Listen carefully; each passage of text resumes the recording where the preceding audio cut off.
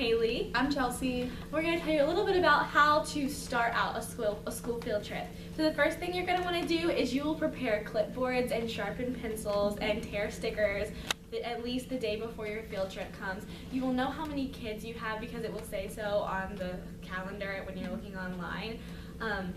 Basically, to prepare the clipboards, it depends on the age group of kids.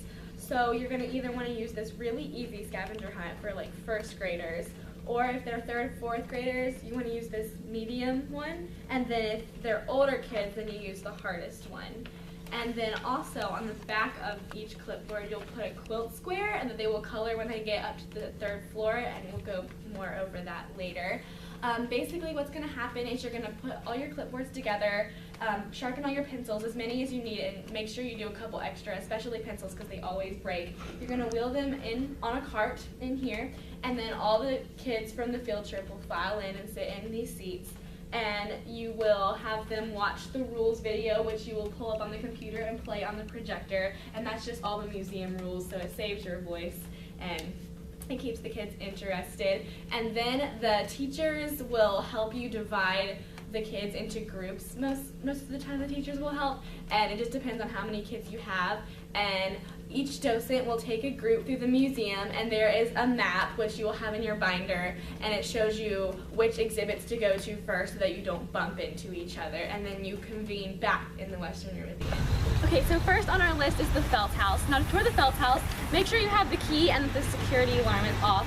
You're going to unlock this door over here, and then you're going to come around and open this big door for everyone to come through because it's easier to get a herd of children through the larger door. What they're going to do is they're going to line up along this sidewalk, and you're just going to kind of give your spiel, but you need to simplify it a little bit. You're basically going to give the spiel that you would if it was a normal group, but not as many details because they're kids and their attention wanders, and also you're crunched on time. So if they have any questions, you will obviously be there to answer them, but you just need to simplify it a little bit and make sure you point out, oh, there's something on your scavenger hunt list, because they'll forget about it and they get really excited. So now I will start the tour that I would give to a group of field trippers. Okay, so this is the Felt House. It was built in Logan County, Kentucky, and then it was moved to the museum, and to do that they actually had to take off the roof and the chimney and wheel it here on the bed of a tractor trailer, which I think is really interesting. So if you guys want to follow me inside, we can kind of see what life was like back in the 1800s, because that's when it was built, around 1810, 1815. If you want to follow me into the kitchen, it'll take them a while to herd into the kitchen and they'll want to touch things. I'll say over here is the fireplace. They would have done all of their cooking on the open hearth, and so over in the corner they would have had their pile of firewood. That would have been one of their numerous daily chores, to make sure that was all gathered up so they could keep warm and so they could cook. And then over here in the corner, you'll notice it's kind of funny that they had a bed. Well, it's not that unusual because there would have been so many residents living in the house that they would have needed a bed in every room. And then you can let them look around the kitchen a little bit. We'll go in here. This is kind of a breezeway area. They would open the doors in the summertime and let the breeze flow through. It was really nice. This house is actually called a dog trot style because it's connected by a central breezeway, and there's two rooms on either side, and so it's called a dog trot style. They're not really sure why, but they think it might be because the dogs like to sit and feel the breeze in the summer. And then this is the best room. It would have been where the head of the house would have stayed. They also would have kept their guests here, and it's where they had the nicest furniture. Above us is the girls' bedroom. We're not going to go up in there, but we can go in the boys' bedroom on the other side. And you might want to get out your flashlight because it's really dark, and make sure you tell them to hold onto the railings because it's really steep. So watch your step, follow the light.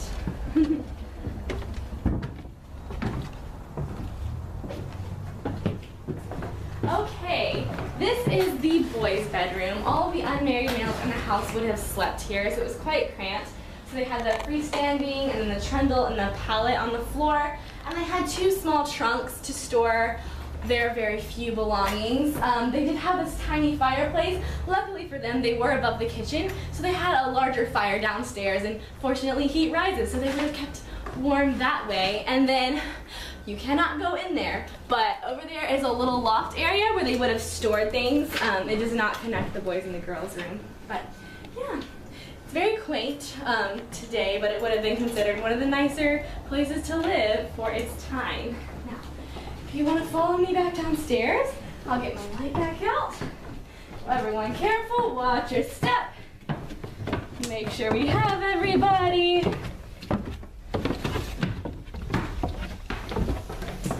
And we're just going to walk back out this way. And that is the Faught house. Okay, this is our Civil War exhibit in the museum. This is the first exhibit that you're going to go to when you get done with Faught's house. So it's just right when you come in. And with this exhibit, there's a lot to talk about. So especially with the little kids, you're going to want to definitely hit the main facts rather than go into a bunch of detail, just because they'll lose patience and focus really quickly. So just keep it brief, but also let them look around, because that's the most exciting part. But so the Civil War began on April 12, 1861 at 4:30 a.m. in the morning. It was an early battle when General Beauregard of the Confederacy shot on Fort Sumter, and that's when the bloodiest war in American history began. Fun fact, it was actually a bloodless battle, relatively. Only a horse died, so it's kind of ironic, but also it was not a bloodless war in general. If you'll follow me, what the war was over was a war over states' rights, more to do with, by the end of the war, it was really a battle for freedom and equality, especially with slaves. And it was a divided war, so you have the nation at the time in the 1800s was divided between the North, which was the Union, and then the South, which was the Confederacy. And you also have your 5 border states. And with that, so the North is characterized by having great passion for industry and trade, as well as immigration. What they fought for was the idea of equality, and everyone has a chance. Whereas the South was very rooted in agriculture and traditional way of life. So the idea of having their slaves taken away from them was not something that they were okay with. And then with the border states, there were 5 of them. It wasn't that they were necessarily, like they just didn't have an opinion. It was the fact that they had both ties to the North and the South. So, for instance, Kentucky was a border state. It had slaves in Kentucky, but they also did trade with the North. So they did not necessarily want to declare a side, just so that they didn't lose one side or the other in the end. And a lot of wars were actually fought in the border states just because they were in the middle. If you follow me, as I said, slaves were a huge part of this war. That's what they were mainly fighting over. So the slave culture was huge at this time, because in the South, slaves were a huge population of the people. And with the slave culture, it was definitely a huge subculture of African culture and American culture combined. And that actually influenced a lot of new music and food and dance and new religion. So it actually had such an immersive culture to it all. With slaves, the matriarch was the head of the family, and the mother, was the center of the family. So everything centered around the mother. She was the leader, she was the head of the household, she was the one that everyone looked and depended on. So that's why during this time when families were split up in auctions, it was a big deal, because if you didn't have the mother, the leader, that definitely broke apart a family.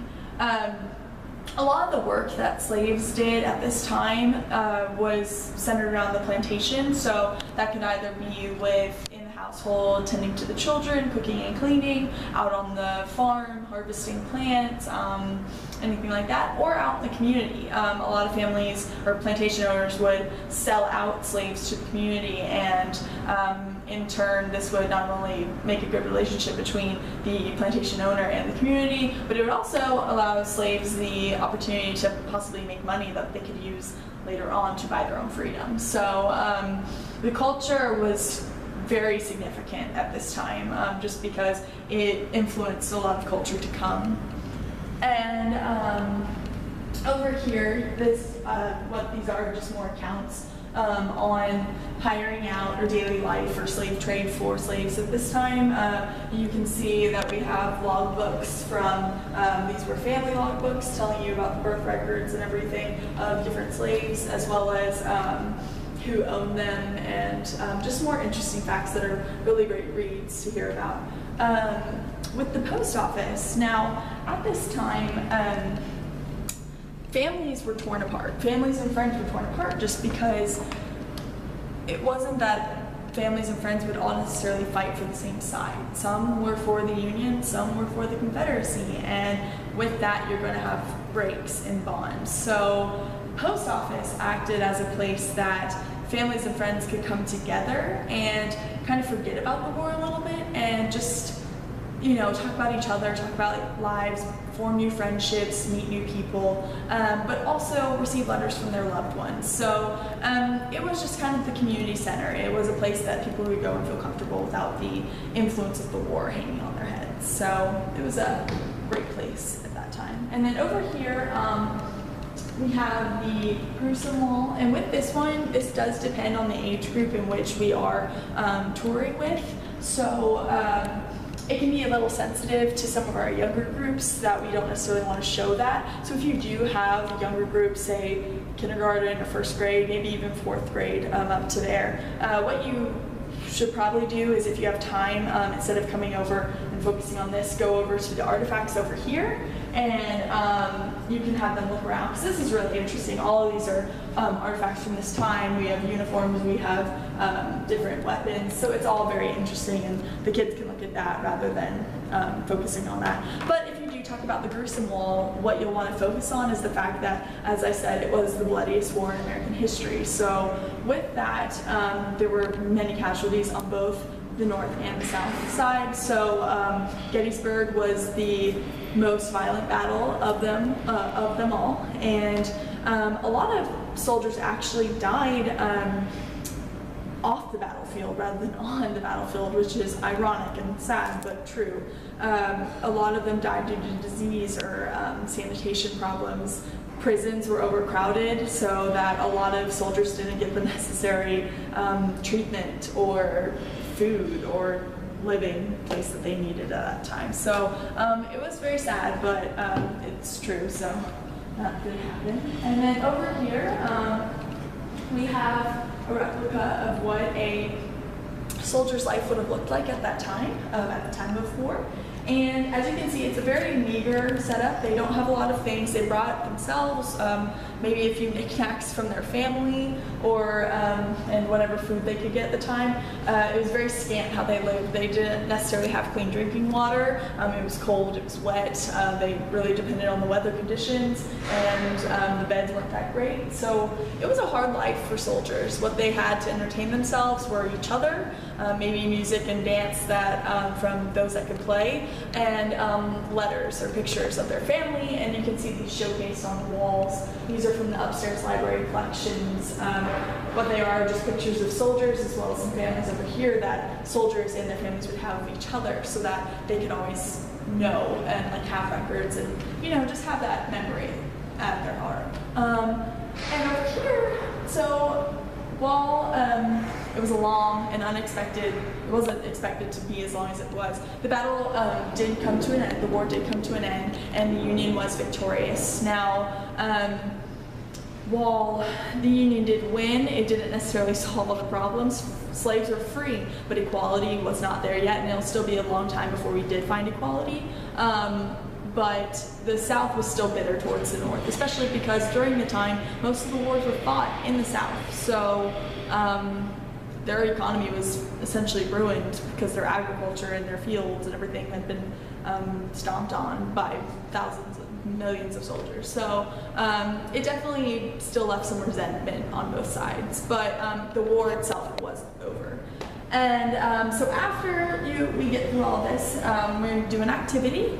And with this, the activity that we do is a bandage activity where they will be able to practice wrapping each other up you can have them sit on the floor. That way it can be easier for them to watch you demonstrate. And the activity that we usually do is the bandage head wound, because it's just easier to do that, especially with the little kids. That way more of them can do it and it's not going to take as long. With the older kids, they can practice the arm sling, and because that's a little more, I guess, advanced, but also not too hard and won't take too long. So if you get done, we definitely want to do that activity with them so that they can take this all away. But yeah, and that's the Civil War. Okay, so for Duncan Hines, sometimes I'll say, who here's mom has ever bought a cake mix that was Duncan Hines? Well, did you know that Duncan Hines was actually a real person? You'll probably get a response there. And so I'll say, Duncan Hines is actually from Bowling Green. He went to Bowling Green Business College and then graduated. He went to Chicago, but then he came back. And Duncan Hines loves traveling and he loved food. So what he did was he made a series of travel books that kind of told people where to stay and where to eat throughout the country, because we didn't have MapQuest or Google Maps. So that was a really cool thing back in the day. In 1948, Duncan Hines joined with Roy Park to start a food group. And in 1952, that joined with Procter & Gamble. And that's when you started seeing a wide array of the Duncan Hines baking mixes appearing in grocery stores. And then I'll come over here and say, this kitchen is actually a replica of what his actual Bowling Green kitchen looked like. His great niece actually donated some of his real things, like the stove and the icebox and some of the accessories. And so that's really cool. And then they would usually ask about the car. The car was not actually his, but it is a 1930 four-door Chevy. It was donated to the museum later, and it's just kind of representative of what a car would have looked like for a traveling salesman back in the day. And they get pretty excited with this one because the colors, so they kind of round out. But if anyone have any questions, you can kind of point out. Yeah, this was the evolution of the Duncan Hines cake mixes from 1948 all the way to the present day. And then on their scavenger hunt, they'll have a little, they're looking for a box, a certain box on that one. And I like to point out that back in 48, the cake boxes, if you turned them sideways with one facing front, they made a picture. I think that's cute. They like that. They usually enjoy that. And then lastly, over here, Duncan Hines did not only make cake mixes, he also made 12 different kinds of grills, and he marketed those as well. And so that was just kind of what family life looked like, and just kind of the aesthetic of it all. And I don't know, we usually don't spend a lot of time in Duncan Hines. That's pretty much it. Pretty simple. Okay, so once you get done with Duncan Hines down on the first floor, what you're going to do is you're going to come up this stairwell, which is right to the left of Duncan Hines, and from there you just go up that with all your kids. That way you don't take the elevator because there's too many of them usually. And this way you'll just go right up onto the third floor. And what you have over here is the Decorative Arts exhibit. Now with this exhibit, it can take a little while and it's not as interesting to the little kids. So what you want to do is you kind of want to shorten the spiel with this one at least, or you don't want to go into all the facts. And with that, so you're going to bring them on in here, and you want to stop like right about where this little gold guy is on the floor. And you can either have them sit or stand depending on how big the group is or how antsy they are. And what you want to do is just let them give a quick spiel about everything, then give them a couple questions or anything that they can go look for stuff in the exhibit. That way it keeps them entertained, and then you can come back and talk about it depending on how much time you have. So I'll give an example now. Okay. So this is the Franklin Decorative Arts exhibit, and with this exhibit it is a collection of antiques and furniture that has been either sold in Kentucky or retail, made in Kentucky, or in a collection made by a Kentuckian. All of these items were donated to the museum, which is amazing, and our two biggest donors were C. Perry Snell and Ray Franklin, two WKU grads. C. Perry Snell was a pharmacist. Was he a pharmacist? Okay, sorry. Cut that out. Okay. He was a pharmacist. C. Perry Snell was his pharmacist, and he actually gained a lot of his wealth in real estate as well, and he accumulated that over time and traveled the world, and along the way he picked up a bunch of items that he graciously donated to the museum. So there's a collection dedicated to him that you can see. It's very beautiful with all of the different ornate objects from all over the world. And then Ray Franklin was a world-renowned eye surgeon, and he actually performed eye surgery on President Eisenhower, but he also had a knack for antiques and decorating, so he also has his exhibit over there, and he's our other big donor. And then, so basically, after you just say that little spiel, you can give them a question or two that they can go and look for in the exhibit. For example, like, what's the oldest exhibit piece? That would be the sarcophagus, the child sarcophagus in C. Perry Snell's collection. Or you could even give them finding something that's a certain color or just a certain piece within one of the exhibits. And then you could even ask them what their favorite is, what their favorite piece is, and after you give them about 5 minutes to look around, come back, have them sit down under the Sputnik lamp or wherever the biggest area is for the group, and then you can answer it in a couple minutes, have them give you some feedback. So yeah, pretty easy, and that's the Decorative Arts collection. Okay, so after you finish touring Decorative Arts, you're going to come in here, and this box will be preset at this little wall because it's not really in the way, and it has our quilt square example that you can unfold and show the kids. It also has colored pencils, and they remember from the beginning they're already going to have their quilt square on the back of their clipboard for them to color. So we're just going to leave that here, and then you're going to lead everyone through this hallway and stop right here at this door, and you're going to have them line up in a single file line, because if they don't, then they're going to run everywhere in this quilt exhibit. So basically you're going to give your first spiel, and what we do is, in a normal tour we would probably take guests through and like kind of mention each quilt, but here you're just going to want to give a brief overview, maybe mention your favorite quilt, maybe like ask them if they can find your favorite, something like that. Then we're going to walk through silently and then come back to this point. So I'll give you an example of my spiel. Okay, this is the Richardson Quilt Gallery. It is a changing gallery space. We actually have over 250 quilts in our collection, and they range from being made in the early 1800s all the way up to 1999. The current quilt exhibit that we have in here right now is backwards and forwards 20th century quilts. Now, we're going to go through this exhibit, and no touching, no flash photography. Make sure you stay in a single file line, and let me point out two of my favorite quilts. One of them is a quilt made of different ribbons from different bouquets of flowers, and a lady made this quilt from the ribbons that were around the flowers at her husband's funeral, and so I thought that was really interesting and sentimental. There's another quilt in here. You might be able to see it just around the corner, but don't look yet. William Natcher was a U.S. House of Representatives from Kentucky. He was a congressman, and he's actually featured in our next exhibit that you're going to see as well, but this is a quilt made of neckties, and there's one necktie that has ice cream cones on it, so see if you can find that. And so we're just going to walk through this exhibit, and remember, no touching, and so we'll take them in like an S in a single file line, da-da-da-da, and then when we get back, we're going to take them all into this hallway, and we're going to have them sit down, and we're going to pass out all the colored pencils and everything.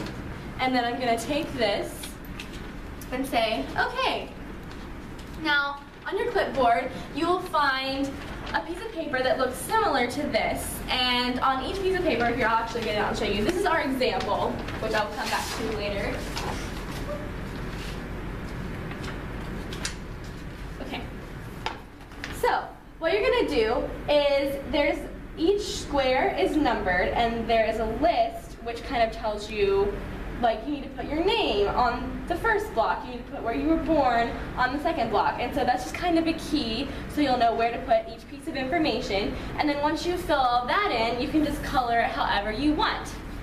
And when you're done, you'll cut them out and you'll piece them together, and you probably won't finish them today, but you can go back to your classroom, finish coloring, and then piece them all together, make your own quilt, and hang it up in your classroom. And so you give them the remainder of the time to do that, and then clean up, and then you'll take them into IAE.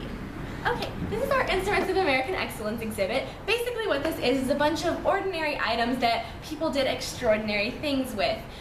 For example, we have Thomas Kincaid's paintbrush, we have Jimmy Carter's hammer that he used to build homes for the homeless and raise awareness for Habitat for Humanity. We have Dippin' Dots, we have American Girl, we have Tony Hawk's skateboard over there. We've got a lot of everything. Something I do want to point out is we do have two people who actually are from Kentucky. I'll tell you about one of them. Over here, this is Terry Wilcutt, and he graduated from WKU in the 1970s with a degree in mathematics. He joined the Marines, and then he was the first of 214 NASA astronauts to be a Kentucky native. And in 1994, he embarked on the Space Shuttle Endeavour mission to study the Earth's atmosphere. So that's just one person who was actually from Kentucky, which I think is really cool. You guys can feel free to look around. Please do not run. Please walk. But yeah, just take a look around. You might find a pair of giant underwear. There's a lot of interesting stuff, so feel free to look around, and then after they're just kind of wandering, you can just kind of gauge the time and just see how you're doing, because this is the last exhibit on this track. So just whenever it's about time, you can just gather them all up and then take them down the far staircase.